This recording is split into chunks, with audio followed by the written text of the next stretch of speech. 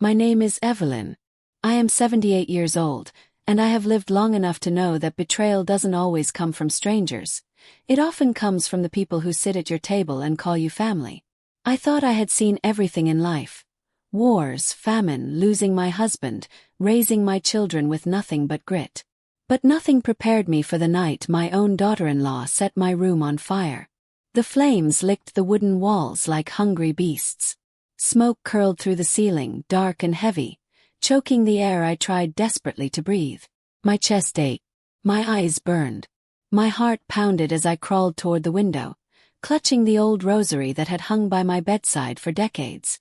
I could hear her voice outside the door, calm, rehearsed, almost relieved, saying, "It's quicker this way. No more waiting around." My bed was already engulfed in fire.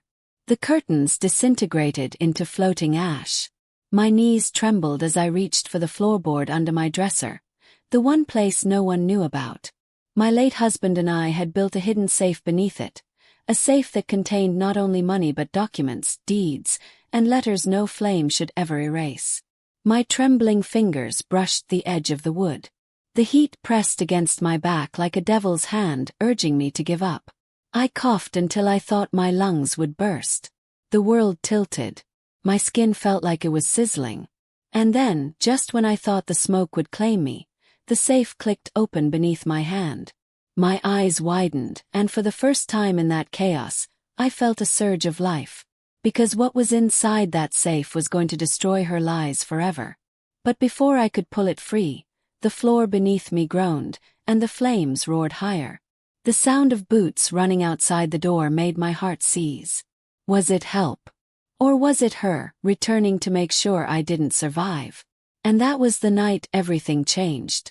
The night my daughter-in-law tried to erase me, but she didn't know the fire would reveal more than it consumed. Now let me take you back to the beginning. Let me tell you how I, a 78-year-old widow, ended up trapped in my own burning room while the woman who had married my son smiled in the dark. When I first welcomed her into our family, I thought she was a blessing. She was young, polite, and carried herself with grace. My son beamed whenever she walked into a room.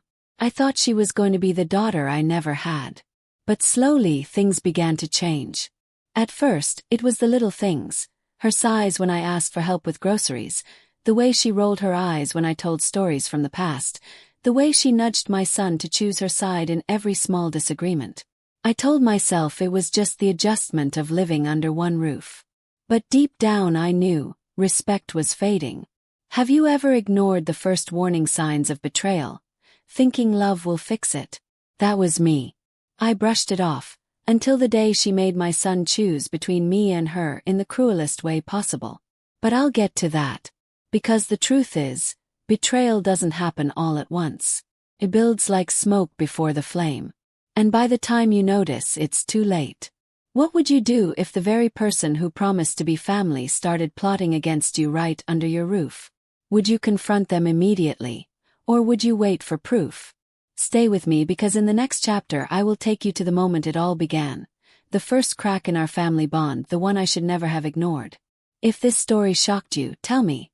What would you have done if your daughter-in-law started showing disrespect under your roof? Would you keep quiet for peace, or speak out? Comment your thoughts, subscribe, and don't miss the next chapter. When you have lived for nearly 8 decades, you learn to swallow small insults. You learn that not every roll of the eyes is worth a confrontation. Not every careless word deserves your peace. I had survived far greater storms in life than a young woman's disrespect. That's what I told myself when Angela, my daughter-in-law, began showing her true colors. Angela was 26 when she married my son, Daniel. He adored her. To him, she was everything he had ever dreamed of. Beautiful, educated, charming in public. I will not deny she had a kind of glow when she first came into our lives. She laughed at my son's jokes. She held his hand at the dinner table. She called me Mama Evelyn with a sweet, practiced smile that could have fooled anyone. And for a time it fooled me. I still remember the first Sunday dinner after their wedding. I had made Daniel's favorite, okra soup with smoked fish and soft fufu. He had always been my picky child. the one who never finished his plate unless it was made with love. When Angela took her first spoonful, her face tightened. She placed the spoon down gently, and with a smile that didn't reach her eyes, she said, "Thank you, Mama Evelyn, but I don't usually eat heavy foods. I'll just stick with salad." Daniel laughed it off, but in that moment something inside me stirred. My food had been good enough for him all his life, but suddenly in his wife's presence, it seemed like a burden. I told myself not to take it personally. After all, every family has its adjustments. But the truth. That was the first time I felt pushed aside at my own table. Do you know that feeling when you're no longer the center of your child's world, but an obstacle? That quiet ache that tells you love is being redirected. That was the beginning. Weeks passed, and Angela's subtle dismissals grew bolder. She would sigh loudly whenever I asked Daniel to help me with errands. "Why can't we just order online?" she would mutter, almost under her breath, but loud enough for me to hear. When I tried to tell her stories from Daniel's childhood, the kind mothers cherish sharing, she would glance at her phone, scrolling endlessly, not even pretending to listen. The worst part. My son noticed but said nothing. Silence, I have learned, can be more painful than insults. One afternoon, as I folded Daniel's old shirts in the laundry room, I overheard them speaking in the living room. "She's old, Daniel," Angela whispered. "You baby her too much. At her age, she should be in a home, not living here. Don't you want your freedom?" My heart clenched. My hands froze on the shirt I was folding. Freedom. What had I become? A chain around my son's neck. Daniel sighed heavily. "Angela, she's my mother. She has nowhere else to go. I can't just throw her out." Her voice was sharper then.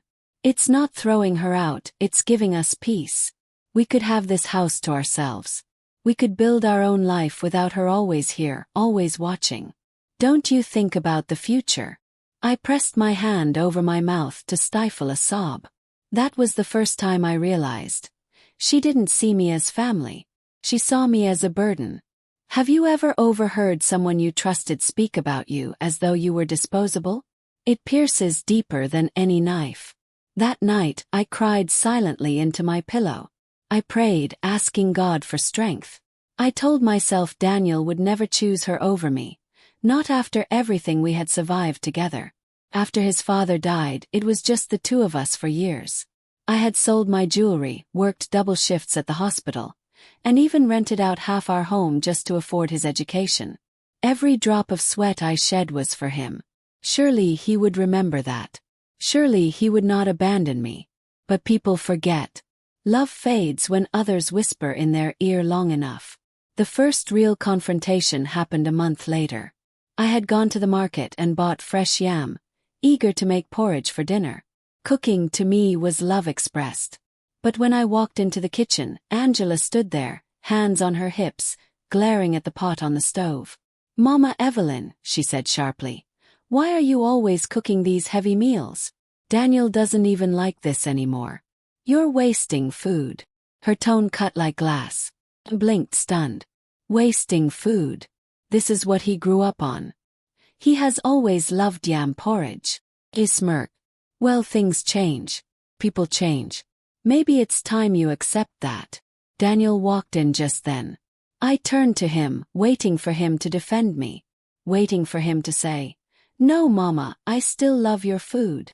But he only scratched his head awkwardly and muttered, "Angela, leave it. It's not that deep. Not that deep." Those words stayed with me long after dinner ended. I realized then that Angela's grip on him was tightening. Every sigh, every complaint, every whispered word was drawing him further away from me. And the more I resisted, the more isolated I became. But here's the thing about age. We notice what younger eyes miss. I began to see something else in her behavior. Not just dislike, but calculation. She wasn't just pushing me away emotionally. She was studying me, watching me, waiting. Why? That question haunted me. Then came the incident with the money. I had a small wooden box where I kept my savings. Years of pension money tucked carefully away. It wasn't much, but it was mine, my safety net. One morning I opened it and found it lighter. Counted quickly. $50 gone. My heart raced. I searched the house, convinced I had misplaced it. But deep down I knew I hadn't. When I confronted Angela, her eyes widened with mock innocence. Are you accusing me, Mama Evelyn? How dare you? Maybe you forgot. You're old, you forget things. Well, that word burned hotter than any flame. Daniel, instead of investigating, shook his head. Mama, please don't start. Just $50. Let's not make this a fight. Just $50. My son's voice was tired, as though my pain was an inconvenience. That was the moment I realized how far I had fallen in his eyes. And that was also when I decided never to keep all my savings in plain sight again. That was when I moved most of it into the hidden safe beneath my floorboard, the safe that years later would survive the fire. Angela thought she was clever. She thought her whispers and her little thefts went unnoticed. But I saw everything. And though I stayed quiet, I began to prepare. Because when people show you who they are, you must believe them. The real breaking point came on my birthday. I turned 78, and all I wanted was a small dinner with family. I baked my own cake, slow and careful, humming the same hymn I had sung for years. When the time came, Daniel was distracted on his phone, Angela scrolling beside him. They didn't even sing. Halfway through the meal, Angela suddenly said, Daniel, we should really consider moving. A bigger house, maybe closer to the city. Somewhere, just us. Her eyes slid toward me, sharp as knives. The message was clear.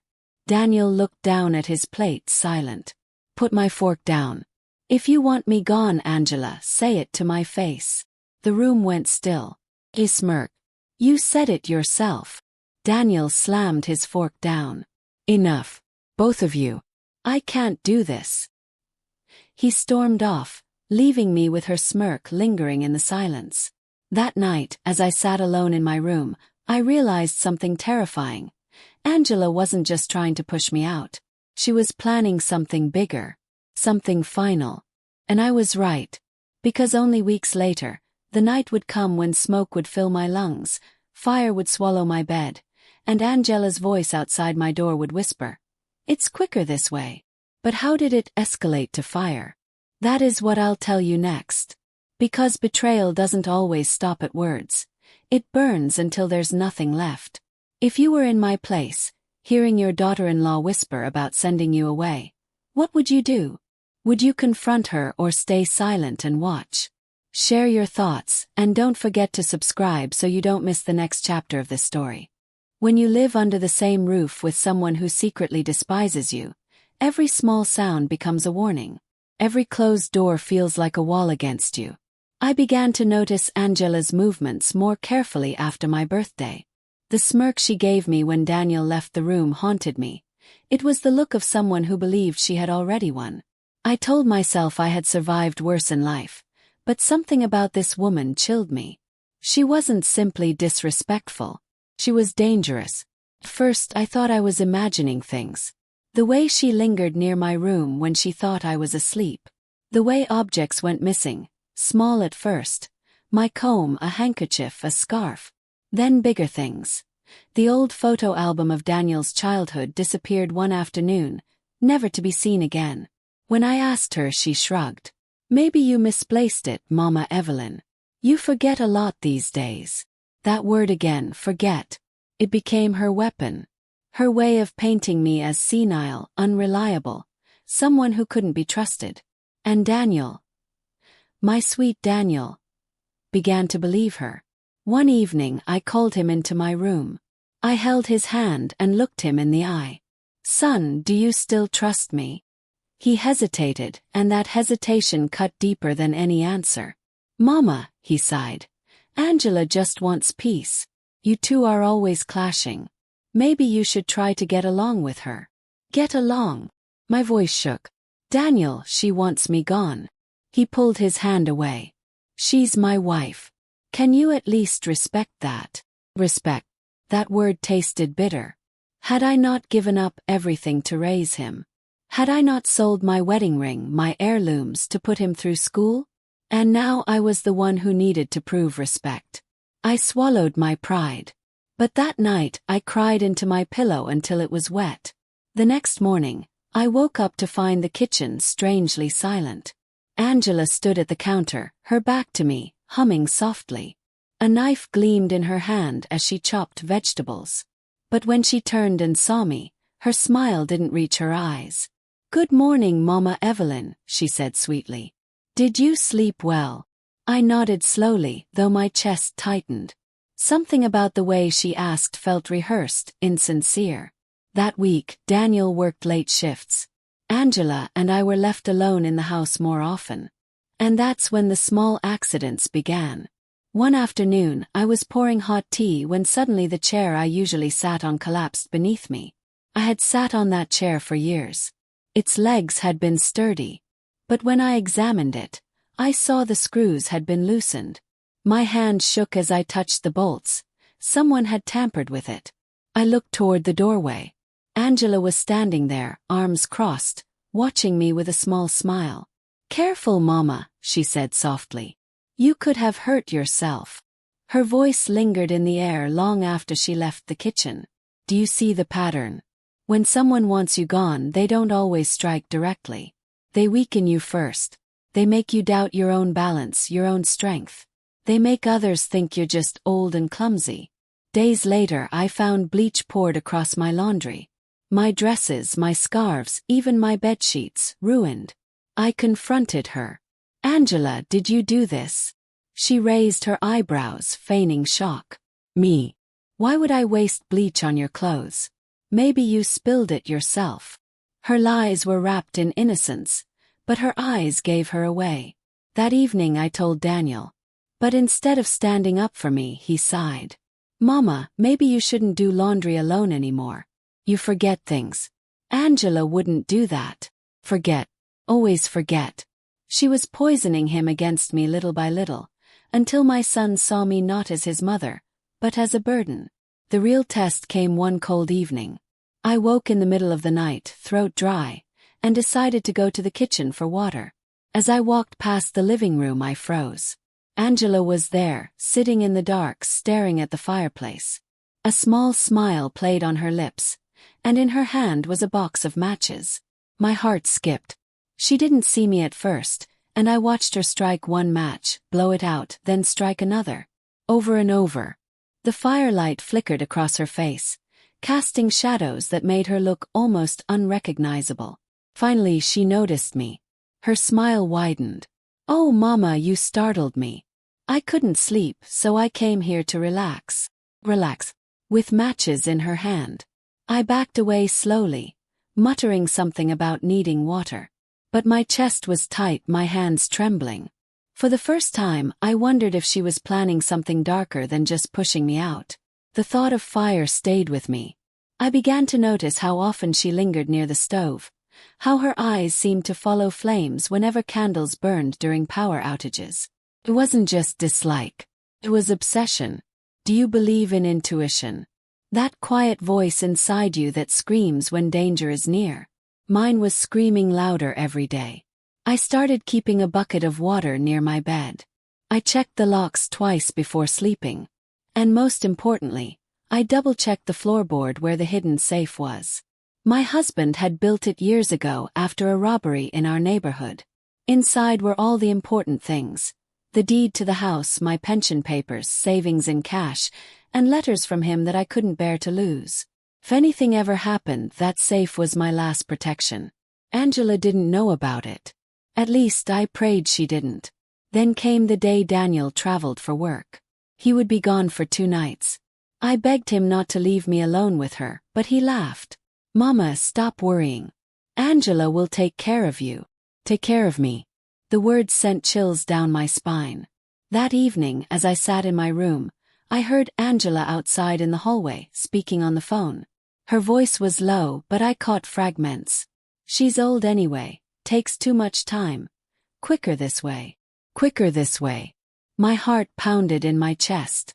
I pressed my ear against the door, straining to hear more, but she moved away. I didn't sleep that night. I sat upright in bed, clutching my rosary, whispering prayers into the dark. The next day, she was unusually cheerful. Too cheerful. She made me tea and smiled as she handed it over. I stared at the cup, suspicious. Was this another attempt? I pretended to sip but poured it down the sink when she wasn't looking. Her eyes followed me all day, calm but calculating. I could feel it in my bones. Something was coming. And I was right. Because that night the fire began. I woke to the sharp crackle of flames, to the smell of smoke thick in my throat. My bed was burning. My curtains were aflame.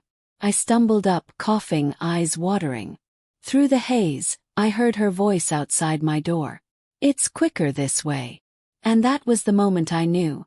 My daughter-in-law wasn't just trying to push me out. She wanted me gone for good. What would you do if you discovered your daughter-in-law secretly plotting against you, and no one believed you? Not even your own son. Would you run? Would you fight back? Comment your thoughts, subscribe, and stay with me for the next chapter. You won't believe what happened when the fire spread. The night my room caught fire is carved into my bones. I will never forget the way the flames roared like a wild beast, the way smoke clawed at my lungs, or the sound of Angela's voice just beyond the door. Steady, calm, almost satisfied. "It's quicker this way." Those words weren't screamed in panic. They weren't cries for help. They were deliberate, cold. And they froze my blood faster than the fire could scorch me. I leapt from the burning bed, coughing, my nightgown clinging to me with sweat and smoke. Heat pressed against me from all sides, the walls glowing orange. The ceiling creaked like it was about to collapse. My legs trembled, but I forced them forward, toward the corner of the room where my husband's greatest secret lay hidden, the safe beneath the floorboard.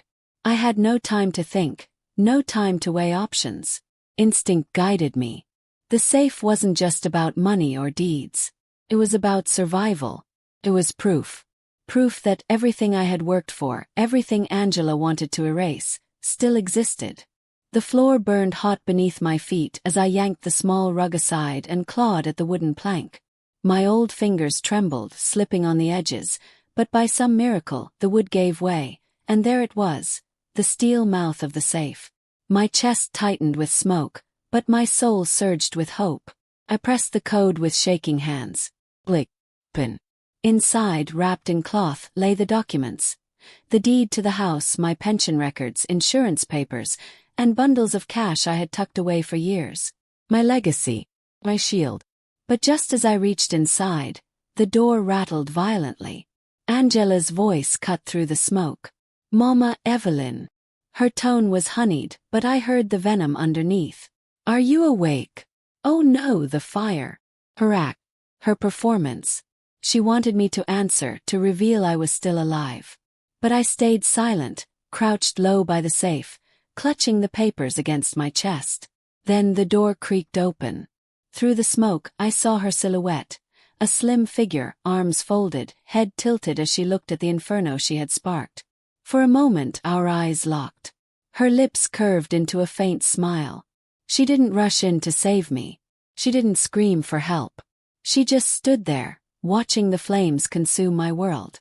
Have you ever seen evil up close? Not in stories, not in movies, but in the calm face of someone you welcomed into your family. That was Angela. My knees gave way and I stumbled, choking. She turned as if to walk away. And that was when anger stronger than fear surged through me. "No," I croaked, though my throat felt like sandpaper. "I will not die in my own home." I dragged myself toward the window, clutching the documents against me. The smoke blinded me, the fire licked at my legs, but I pushed forward. My husband's rosary swung from my neck, burning hot against my chest. With the last of my strength, I slammed my elbow against the windowpane. Glass shattered, cutting into my arm. Cool night air rushed in, a cruel contrast to the furnace behind me. I heaved myself up, every bone screaming in protest, and thrust the papers through the opening. And then my foot slipped. My body tilted backward into the flames. Strong hands grabbed me from behind. For a heartbeat, I thought it was Angela, dragging me back into the fire. but the grip was firm, urgent, pulling me upward. Through the haze, I saw a neighbor's face, Mr. Harris, who had smelled the smoke and rushed over. "Hold on, Evelyn," he shouted.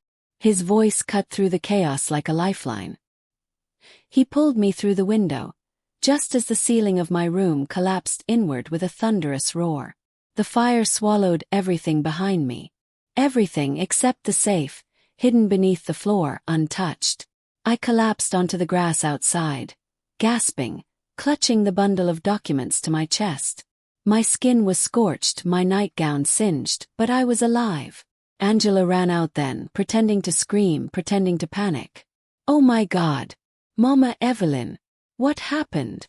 Her eyes darted to the bundle in my arms, then to the burning house. For the first time I saw fear flash across her face. Not fear for me, but fear of what had survived. Because she knew in that moment her plan had failed. The sirens wailed in the distance. Neighbors gathered, whispering, pointing. Some gave me blankets, others called for water. But Angela lingered on the porch, pale, shaking, her lies forming faster than the flames spread. "She must have left a candle burning," she muttered to the crowd. "I always tell her to be careful." The neighbors looked at her strangely. Some nodded, some frowned. I wanted to shout the truth. I wanted to expose her right there, but my lungs were raw, my voice too weak. I could only sit, trembling, as the fire consumed the house and Angela's false tears fell into the night. But deep inside I knew this. She had underestimated me. Had survived. The safe had survived. And soon, her lies would burn brighter than the fire she had lit. Because I wasn't just holding papers in my arms. I was holding the weapon that would bring her down. Imagine surviving a fire set by your own family. What would you do first? Run to the police or stay quiet and plan your revenge? Share your thoughts in the comments and don't forget to subscribe. The next chapter will reveal what Angela did the morning after the fire, and why she feared the safe more than she feared me. The morning after the fire, I woke in the hospital with an oxygen mask pressed against my face. My body ached as though I had been beaten. My throat burned, my skin felt raw, but my spirit had never been sharper. 'Cause I remembered everything. The nurses fussed over me, checking my breathing, whispering about how lucky I was to have escaped alive. "At her age," one of them said softly, "it's a miracle she made it out." But I knew it wasn't just luck. It was survival. It was purpose. Because not only had I lived, but the safe had lived too. And that meant Angela hadn't won. When Daniel rushed into the room later that morning, his eyes wide and red with worry, I almost broke down. He held my hand, kissed my forehead and whispered, "Mama, thank God you're alive." But behind him stood Angela, her face pale, her arms folded tightly across her chest. She didn't come close. She didn't hold me. Instead, she forced a weak smile and said, "We were so scared. The fire must have started from your candles again. I kept telling you. Candles again." She was already planting the story. I pulled the oxygen mask aside. My voice was raspy but firm. "I don't keep candles lit at night." Daniel frowned, looking between us. Angela's smile didn't falter. "She forgets, Daniel. She's been tired lately. The doctor even said memory loss can happen at her age." I wanted to scream, to tell my son that his wife had tried to murder me. But one look at his weary face told me the truth.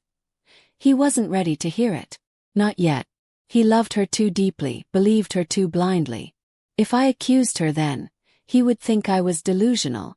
So I stayed silent. For now. Because sometimes silence is not weakness. Sometimes silence is strategy. That night, after Daniel went home, I clutched the bundle of documents that had been saved from the fire. Mr. Harris, my neighbor, had picked them up from the grass outside and handed them to the paramedics. They lay now in a sealed envelope by my bedside, untouched. I opened it carefully, running my fingers over the crisp papers. The deed to the house, the pension funds, savings bonds, insurance, letters from my husband, proof that I was not powerless, proof that Angela couldn't erase me. I held the deed to the house longest. The house was mine. Not Daniel's, not Angela's. My late husband had made sure of it. And I realized then why Angela wanted me gone. With me out of the way, she and Daniel would claim everything. But she hadn't expected the safe to survive. She hadn't expected me to survive. The next morning, Angela came to the hospital alone. She brought flowers, her face painted with fake sweetness. "Mama Evelyn," she said softly, setting the bouquet down. "I know we've had our differences, but I want us to move forward. Life is short, and yesterday proved that." I looked at her, my eyes steady. Yes, life is short. But fire doesn't always destroy. Sometimes it reveals. For a second her smile faltered. She knew. She knew I suspected. She leaned closer, her voice barely a whisper. "You should be careful with your words, Mama. People might think you're confused after the fire." Her threat was subtle, but it chilled me more than the flames had. I smiled back, weak but deliberate. "And you should be careful with your lies. They catch fire faster than wood." Her eyes narrowed. She stood abruptly, straightened her coat, and left without another word. That night I couldn't sleep. My mind raced. Angela would not stop. She would try again in some other way. But I had something she didn't expect: proof. The question was, how to use it. I thought of going straight to the police. But what evidence did I have that she had lit the fire? My word against hers. And with Daniel defending her, they would dismiss me as a paranoid old woman. No, I needed to be smarter. I needed her to expose herself. So I began to plan. Quietly. Carefully. When Daniel visited again the next day, I asked him casually, "What will happen to the house now?" He looked confused. "What do you mean, Mama? The house is still ours." I shook my head. "No, the house is mine. The deed is in my name." Angela froze in the corner of the room. Her eyes widened just slightly, but Daniel didn't notice. He smiled at me, squeezing my hand. "Mama, don't worry about paperwork. Just rest." But I saw the flicker of panic in Angela's face. For the first time, she understood that I held the power, not her. And that power made her desperate. That night, back at home, I imagined she lay awake, wondering how much I truly remembered, how much I had saved. Because when people are desperate, they make mistakes. And I was going to be watching for hers. Do you know the strange thing about surviving something like fire? Doesn't make you weaker. Makes you sharper. Burns away your fear. I wasn't the fragile old woman she thought I was anymore. I was a woman who had looked death in the eye and crawled back. And I was ready to fight. But I wasn't ready for what she tried next. Because if fire didn't work, Angela had another weapon: Daniel. She began whispering to him, twisting his heart against me, playing the victim in ways I hadn't imagined. And within days, Daniel came to my hospital bed with words that broke me more than the flames had. "Mama," he said softly, "maybe it's time you considered moving into assisted living. Angela and I think it would be best for you." The betrayal hit me like a second fire. My own son repeating her plan. If your child asked you to leave your own home after you nearly died, what would you do? Fight back immediately or wait for the right moment? Comment your thoughts below, subscribe, and don't miss the next chapter. The game was no longer about survival. It was about war. The words echoed in my ears long after Daniel left my hospital room. Maybe it's time you considered moving into assisted living. Angela and I think it would be best for you. Assisted living. As if I were some fragile piece of furniture to be stored away when inconvenient. As if I hadn't built the very home he and his wife now lived in. As if 78 years of sacrifice could be erased by a few whispered lies. That night, as I lay under the thin hospital blanket, I made a vow. They would not put me in a home. They would not strip me of dignity or property, or the life my husband and I had built. If Angela thought the fire was the end of me, she was wrong. It was the beginning. I pressed the rosary against my chest, whispering a prayer. God, give me wisdom, not just strength. Let me see my enemies' steps before they take them. And he did. When I was discharged a few days later, Daniel drove me home. Angela sat beside him in the car, her perfume heavy, her eyes hidden behind dark sunglasses. She didn't look at me, not once, during the ride. But I could feel the tension rolling off her like heat. The house smelled of ash and smoke. My room was destroyed, but the safe, oh, the safe, remained untouched beneath the floor. While they busied themselves showing me the repairs, they claimed they would start soon. I waited until they left for groceries. Then, with trembling hands, I went to the hidden compartment. I pulled the documents out again, laying them carefully on the bed in the guest room where I now slept. The deed gleamed up at me, my name bold and undeniable. Evelyn, owner of the house.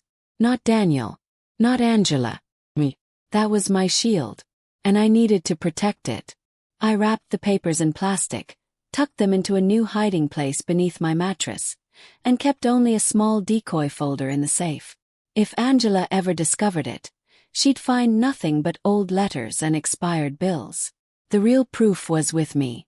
Always. Still, I knew I needed more than papers. I needed allies.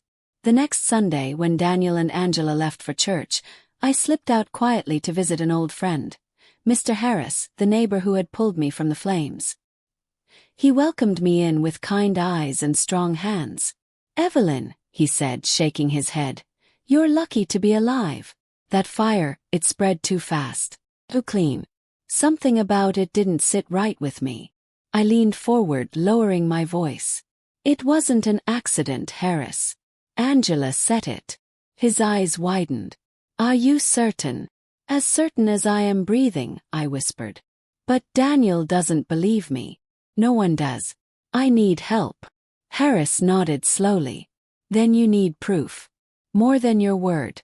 More than suspicion." He was right. Angela was clever, always painting herself as the victim. If I accused her without evidence, Daniel would only turn further against me.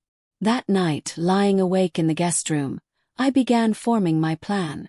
Quiet moves. Small steps. Nothing obvious. First, I called an old lawyer friend, Mr. Cole, who had handled my husband's affairs years ago. His voice on the phone was warm, steady. "Evelyn, of course I remember you. Come by my office. Bring everything you have." 2 days later, while Daniel was at work and Angela was out shopping, I slipped into a taxi and went downtown. I carried the bundle of documents in a plain bag, my heart pounding all the way. Mr. Cole spread the papers across his desk, adjusting his glasses. "This is strong, Evelyn. The house deed is in your name. Your savings are untouched, your pension is secured.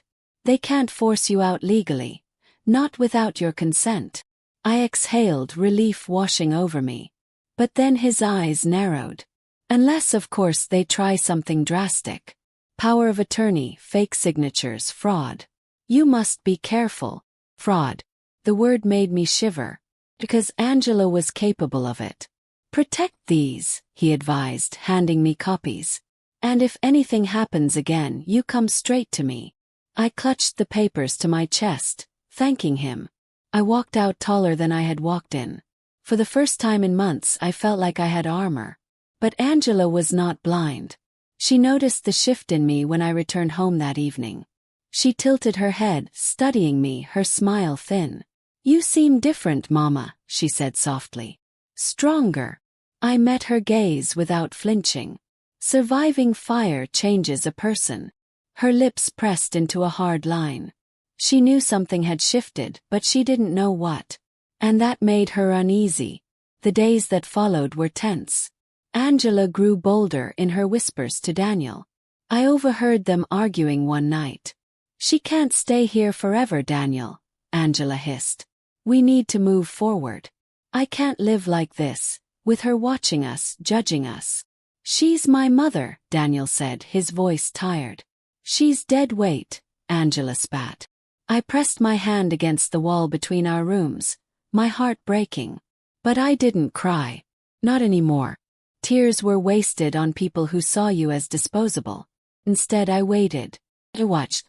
And I planned. One evening, Angela entered my room while I pretended to sleep. I kept my eyes barely open, watching her silhouette move quietly around the space. She crouched near the floorboard, near the safe. Her fingers searched, tugged, pulled. But when she finally pried it open, she froze. Inside, she found nothing but expired bills and old letters. Her shoulders slumped. She muttered something under her breath and slammed it shut. I smiled into my pillow. She had taken the bait. From then on I knew. She suspected the safe, but she didn't know the truth. And as long as she kept searching, she would only reveal herself further. Still, she was dangerous. And her desperation was growing. 2 weeks later, Daniel came home with documents in his hand. "Mama," he said, "Angela and I have been talking. We think you should sign some papers just to make things easier. Power of attorney. That way we can handle things for you if anything ever happens." My chest tightened. There it was, her next move. Fraud disguised as care. I looked at Daniel, then at Angela, who stood behind him, smiling sweetly. And I knew right then, the war had begun. If your own child brought you papers to sign, papers you knew were a trap, what would you do? Refuse and risk a fight, or sign and plan your revenge in silence? Comment your thoughts and don't forget to subscribe. In the next chapter, I'll tell you what I did with those papers, and how Angela's mask finally began to crack. The moment Daniel held out those papers, I felt the ground shift beneath me. "Just sign, Mama," he said softly, his tone rehearsed, almost pleading. "It's only so we can handle things for you if, God forbid, something happens." Behind him, Angela stood with her arms crossed. Her lips pressed into that perfect little smile she wore when she thought she'd already won. I stared at the papers in his hand. Power of attorney. The words screamed at me. Louder than the fire had the night it tried to swallow me whole. If I signed, I would be handing them everything. My house, my pension, my savings, my life. It would be like striking the match myself and watching everything burn. I took a deep breath, forcing my voice steady. "Daniel, do you know what you're asking me to do?" He looked down, avoiding my eyes. "Angela said it's common. Lots of families do this. It just makes things easier," Angela said. Those 2 words were knives. My son, my blood, couldn't even see the strings being pulled. I turned to her. "And easier for who, Angela? For me or for you?" Her smile faltered for a fraction of a second. Just a fraction, but I caught it. Daniel bristled. "Mama, please don't start." Start. That was the word he used whenever he didn't want to see the truth. I pushed the papers back toward him. "I won't sign." Silence filled the room. Daniel's face tightened, disappointment clouding his eyes. Angela's jaw clenched, her smile vanishing completely. Finally she spoke. Her voice was syrupy sweet, but her eyes glittered like glass. "Of course, Mama. Take your time. We only want what's best for you." But I heard the threat in her tone. I saw the way her hand tightened on Daniel's arm, her nails digging into him as if to remind him of his loyalty. That night, I locked my bedroom door and slid the dresser against it. I knew refusal wouldn't be the end. It would only push her to try harder. And I needed to be ready. So I began writing everything down. Every strange incident. Every whispered word. Every attempt she made to paint me as forgetful or weak. I kept a notebook hidden beneath my mattress, documenting it all. If the fire hadn't convinced people, maybe paper would. But the enemy was clever. The very next week I noticed something terrifying. My medications, blood pressure pills I had taken faithfully for years, were tampered with. The capsules looked wrong, lighter, some empty. My hands shook as I held the bottle. Angela was trying again. I threw them away immediately and made an appointment with my doctor to get replacements. But I didn't tell Daniel. Couldn't. He was too far gone into her spell. Instead, I told Harris, my neighbor. When he heard, his face darkened. "Evelyn, this isn't just cruelty anymore. This is attempted murder. You need to go to the police." But I shook my head. "Without proof, they'll say it's age or paranoia. She knows how to play innocent. I need her to reveal herself." And that became my new mission. Not just survival. Exposure. The opportunity came sooner than I expected. One Friday evening, Daniel announced he'd be working late. Angela and I were alone again. She made dinner, pasta, garlic bread, salad, and set a plate in front of me. Her smile was wide, her eyes sharp. "Eat, Mama," she urged. "You need your strength." I stared at the food. My stomach growled, but my instincts screamed. Instead of eating, I excused myself and carried the plate to my room.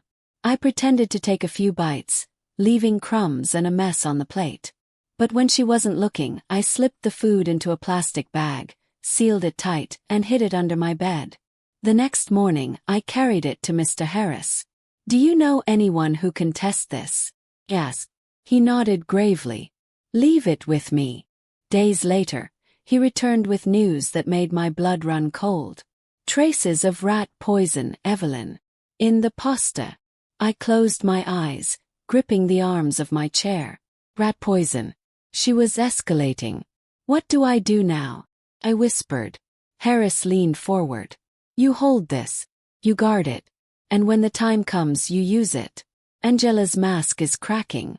It's only a matter of time before she slips." He was right. Because that very evening, she finally broke. Daniel and I were watching television in the living room when Angela walked in. Her face pale, her eyes wide. She looked straight at me and blurted, "What did you do with the papers?" Daniel frowned. "Angela." But she cut him off, her voice rising. "Don't play dumb, Evelyn. I know you took them to someone. I saw you sneaking out. Where are they?" The room went silent. Daniel stared at her in shock. I simply folded my hands in my lap and smiled. "Which papers are you talking about, Angela?" Her face twisted with rage. Her mask, so carefully built, cracked before my eyes. Daniel jumped up. "Angela, what's going on?" But she didn't answer. She just glared at me, breathing hard, as though she wanted to lunge across the room. In that moment I knew. The fire hadn't broken me. The poison hadn't silenced me. And the papers she wanted so badly were going to destroy her. But Angela wasn't finished. Not yet. Because later that night, I woke to the sound of footsteps outside my door, and the slow, deliberate click of a lock turning. Imagine you caught your enemy cracking under pressure. Would you strike then, or wait for them to destroy themselves fully? Share your answer in the comments, and subscribe so you don't miss what happens in the next chapter. Because when I heard that lock turn, I knew Angela's next move would be her boldest yet. The click of the lock in the dead of night sent a chill racing down my spine. My breath caught, my ears straining. Someone was at my door. Slowly, deliberately the handle turned. I held my breath, my body frozen beneath the blanket. The room was silent, except for the faint creak of the floorboards. Then darkness shifted. The door eased open, and Angela's silhouette slipped inside. She thought I was asleep. She moved carefully, her steps soft, but I heard everyone. In her hand, faintly glinting in the moonlight, was a bottle.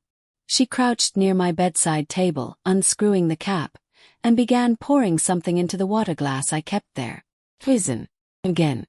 My heart hammered, but I kept my eyes closed, my breathing steady, feigning sleep. She lingered for a moment, watching me. Then, satisfied, she tiptoed back out, closing the door behind her with a soft click. I waited until her footsteps faded before I sat up, trembling. My throat was dry, my lips cracked, but I didn't touch the glass. I wrapped it carefully in a towel and slid it beneath my mattress with the other evidence. The next morning, Angela was waiting at the table. She smiled sweetly as I shuffled in, feigning weakness. "Good morning, Mama Evelyn. Did you sleep well?" I met her eyes. "Well enough." She glanced toward my room, her smile sharpening. "Did you drink your water?" The audacity of her question nearly made me laugh. "Not yet," I replied, keeping my voice calm. Daniel joined us then, yawning. Angela moved quickly, fussing over him, setting his breakfast before him like the perfect wife. I sat in silence, my heart pounding with the weight of the evidence building in my room. But even with proof, I knew the world could turn on me. Without timing, without precision, I could lose everything. That afternoon, I slipped out again to see Mr. Harris. I handed him the wrapped glass, my hands shaking. "She tried again," I whispered. He stared at me, his jaw tightening. "Evelyn, this has gone too far. You can't keep waiting. She'll kill you if you give her the chance." I shook my head. "Not yet. Let her believe I'm weak. Let her dig her grave with her own hands." Because that's what she was doing. Each attempt, each slip, each crack in her mask, it was piling up. And when the moment came, I would unleash it all. That evening, Daniel confronted me again. He sat at my bedside, looking tired, worn, older than his years. "Mama," he said softly, "Angela's trying. She wants peace with you. Why do you keep fighting her?" I looked at my son, my chest heavy. He was blind, so blind to the woman beside him. But I couldn't hate him. Love doesn't vanish, even when it breaks you. "Daniel," I said gently, "one day the truth will burn through her lies. And when it does, I hope you're strong enough to see it." He frowned, confused, but said nothing. That night the house was eerily quiet. Too quiet.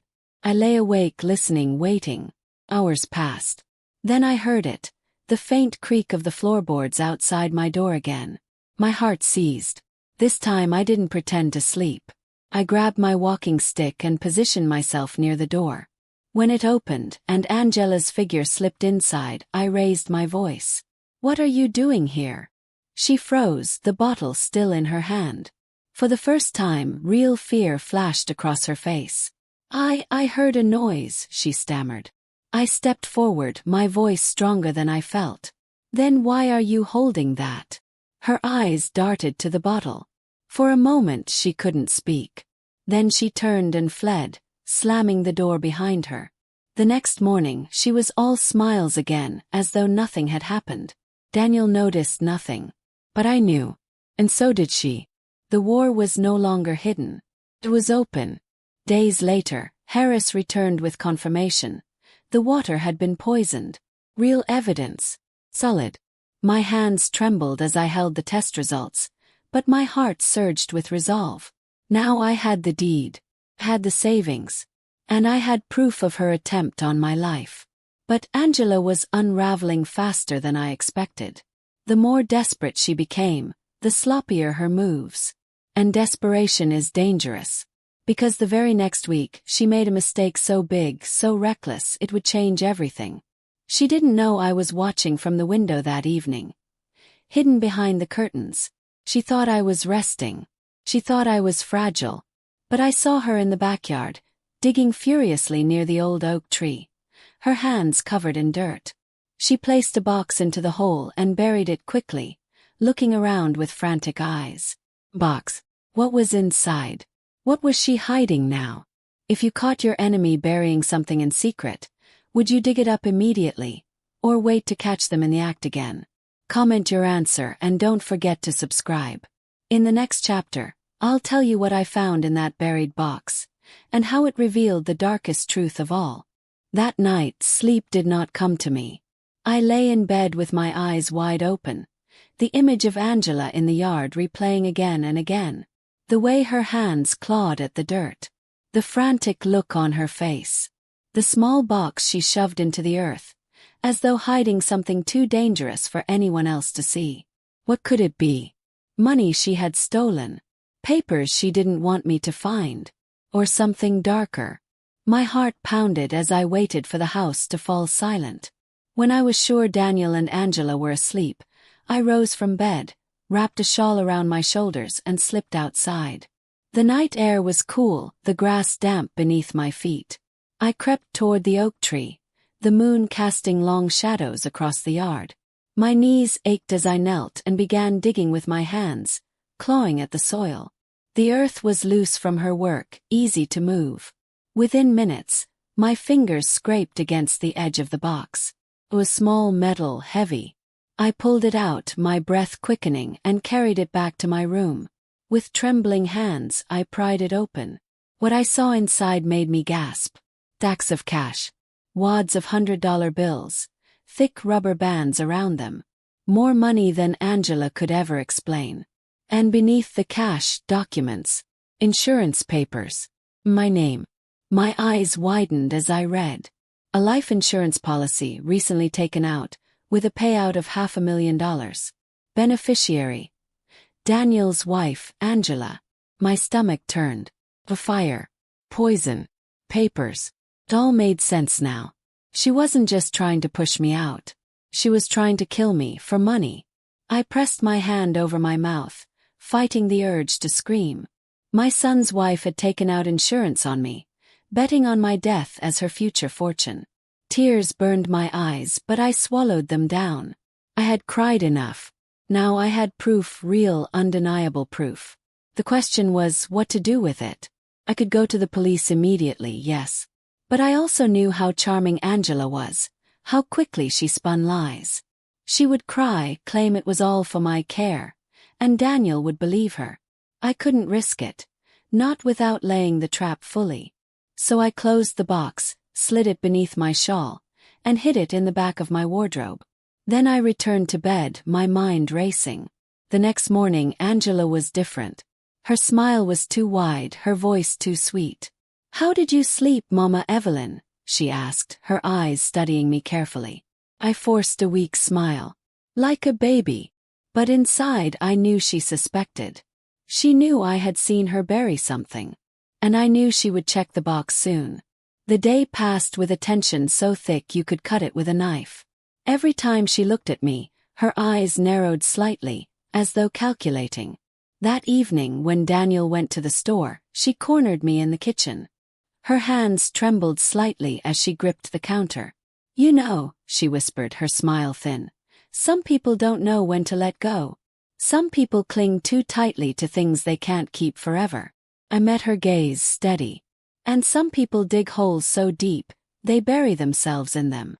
For a moment her mask cracked. Her face twisted, rage flashing in her eyes. Then Daniel returned, and she straightened quickly, plastering on her sweet smile. But that night I heard her in the yard again, digging, searching. And when she didn't find the box, her scream echoed through the darkness like a wild animal's cry. I lay in bed, clutching the box hidden in my wardrobe, my heart pounding. She knew. She knew I had taken it. The next morning, the house was a battlefield of silence. She barely looked at me, her jaw clenched, her eyes sharp as knives. Daniel sensed the tension but said nothing. He was caught between us, blind to the war happening under his roof. I knew then. The time for silence was ending. The time for exposure was near. I called Mr. Cole, the lawyer, and told him everything. He listened quietly, then said, "Evelyn, you hold every card now. Bring me the box. We'll take this to the authorities. But be careful. If she knows you have it, she might try again." Try again. The thought made my skin crawl. Because as night fell, I noticed Angela watching me more closely than ever. Her eyes followed me with a hunger, a desperation. And I realized she wouldn't wait much longer. She was going to make her boldest move. That night as I lay in bed, I heard the floor creak again. The lock click. The door inch open. But this time I wasn't unprepared. I sat upright, clutching the box to my chest. And when the door swung wide, Angela stood there in the dark, her eyes burning with fury. "You have something that belongs to me," she hissed. I tightened my grip on the box.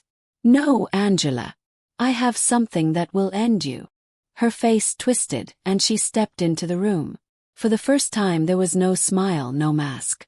Only raw hatred. And that was the moment Daniel's voice echoed from the hallway. "Angela, what are you doing in Mama's room?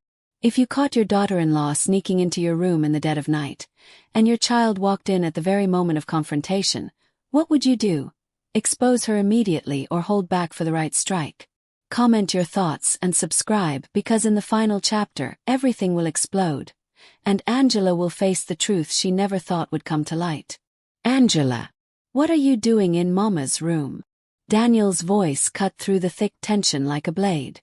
Angela froze in the doorway, her eyes wide, caught between fury and panic. Her hand twitched at her side as though she wanted to lunge at me, but instead she pasted that all-too-familiar smile across her lips. "Oh, Daniel," she said, her voice shaking. "I heard a noise. I thought Mama wasn't feeling well. I came to check on her." I sat up straighter, the metal box clutched tightly to my chest. "She's lying, Daniel." My voice was strong, firm, clear. Angela turned to me, feigning shock. "Mama Evelyn, please don't start again. You've been confused lately. You. Enough." My voice boomed through the room, stronger than I thought possible. Daniel blinked, stunned. "I have been silent long enough. And tonight it ends." I held the box high, my hands trembling but steady with purpose. "Do you want to know what your wife was burying in the backyard, Daniel?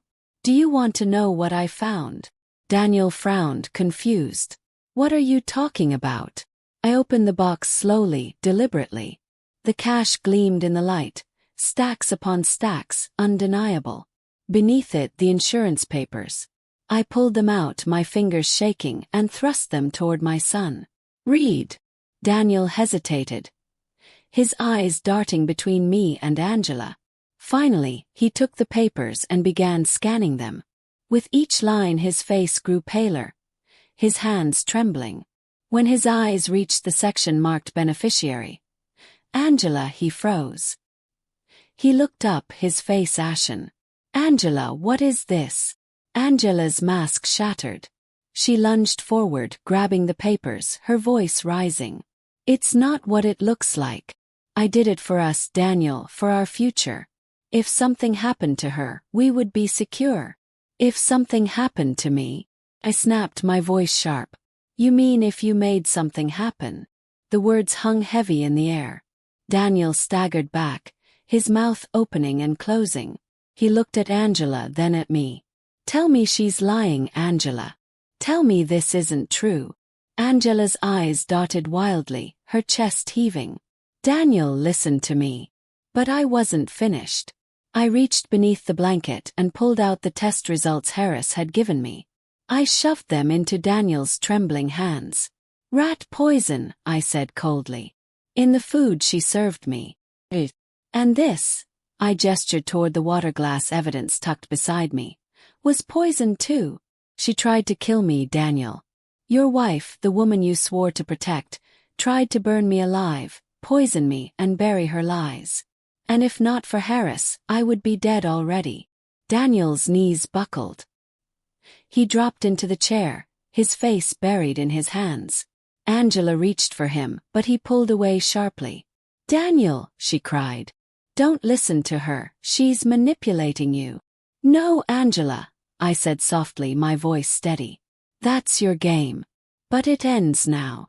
At that moment, Harris appeared in the doorway, his phone in his hand.